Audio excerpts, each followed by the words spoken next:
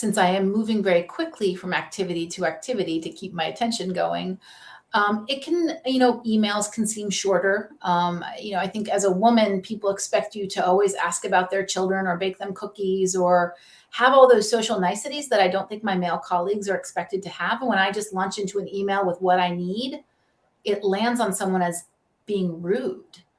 And I don't know, Scott, if you've seen that before either. I've never heard my male colleagues, their email style being expressed as rude because they just are like, here's what I need to do. I do all of those things, but I think I get almost a completely different response across the board. And I'm not going to say that I have never been misjudged or misunderstood about my ADHD. Like that happens a lot, but certainly not to the extent that you're expressing. And I think as a male, and it was harder early in my career when I was still kind of young and naive and didn't realize some of the barriers that I was running into, but especially as I have sort of climbed the ladder and gotten to myself at more of the kind of executive level, I get so much grace for a lot of the things that I think women get hit on, or that even a younger,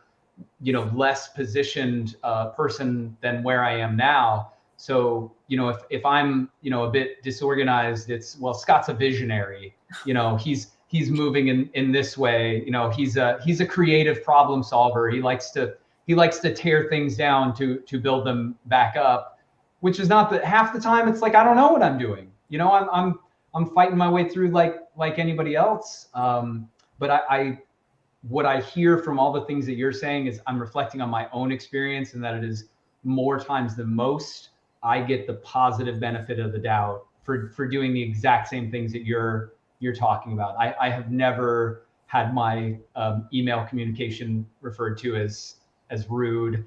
And it is known within my organization and in all the places I've worked that I'm happy to have those kind of difficult, confrontational, conversations or issues with people. And it's always seen as a positive that I can go in and be direct and administer that. And, Scott can get in and have that difficult conversation and get out, kind of all the behaviors that you're talking about, but they're always seen as an asset. Now I will say early on, when I was younger and naive, there was a lot more judgment when I didn't realize kind of where's the bar for acceptable. You can't be an hour late. You can be 5 minutes late. I had to work through those things, but as a higher level professional, I can certainly say as a male, I don't experience those things the same way that you do. Wow, that's amazing. I'm just hearing some of the things that you say, because I definitely am one of those people that likes to blow things up and rebuild them better. But then it's perceived as, oh my gosh, Jennifer's coming in and blowing up all the stuff that we've just planned, instead of me coming in and rethinking about it and seeing something that's inefficient. And I don't know how you are, Scott, but sometimes I can look at something and see patterns or efficiencies that others have not seen before. And sometimes It just takes me a while of hearing it, and then it clicks, and then I'm like, okay, this is the way we need to do it. I'm very good thinking on my feet. I'm very fast. I see patterns. You were seen as a visionary when you come in and blow stuff up, and I'm seen as a disruptor. Yes. It's just, that just blows my mind, right? I mean, people that work with me a lot, they're used to my style, and I'm very open with my teams and hopefully create an environment where they know that it's okay to sort of reach out to me if they need something, or if I'm sort of speaking out of my area of expertise, to rein me in. And like you, I think good things come from conflict.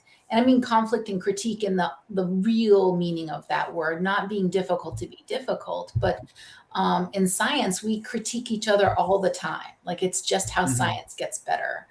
And I do think that through conflict, beautiful and better systems are designed.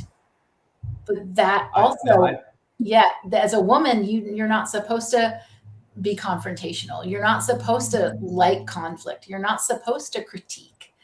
And it's interesting that when I do something, it's seen as a negative, but it sounds like you're doing some of the same things, and they're just like, Scott's the man.